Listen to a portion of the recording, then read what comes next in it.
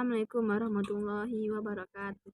Halo teman-teman, perkenalkan nama saya Desti Aulia dengan NIM B2212008.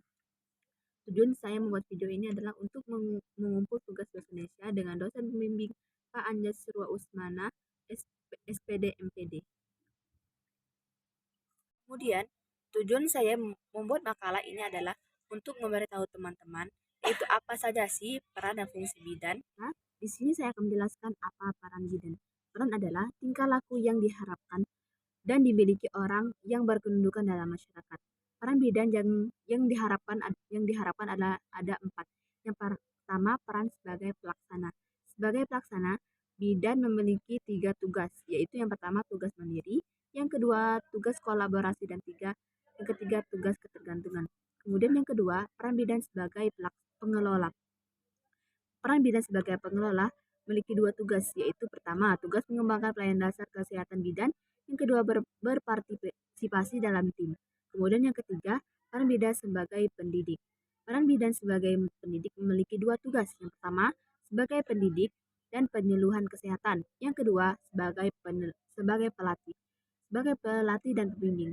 Kemudian yang keempat, peran bidan sebagai peneliti. Di sini saya akan menjelaskan apa itu fungsi bidan. Yang pertama, fungsi bidan sebagai pelaksana. Fungsi bidan sebagai pelaksana mencakup hal-hal sebagai berikut di antaranya.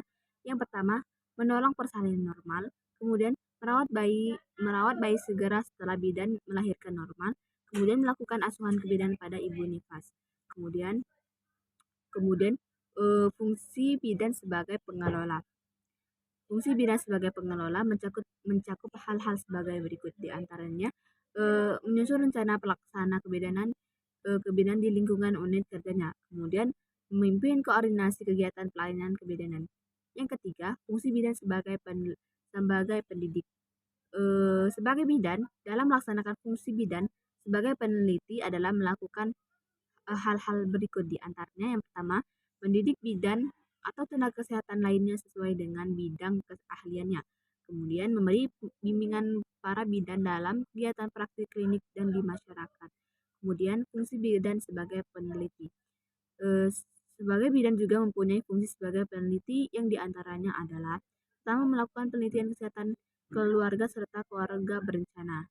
Kemudian melakukan evaluasi, melakukan survei dan penelitian yang dilakukan sendiri atau bersama dengan kelompok dalam ruang lingkup kebidanan. Nah, adapun kendala saya adalah kurangnya sumber. Baiklah, sekianlah presentasi dari saya. Apabila ada salah kata, saya mohon maaf. Kepada Allah saya mohon ampun. Wabillahi taufiq wal hidayah. Wassalamualaikum warahmatullahi wabarakatuh. Terima kasih.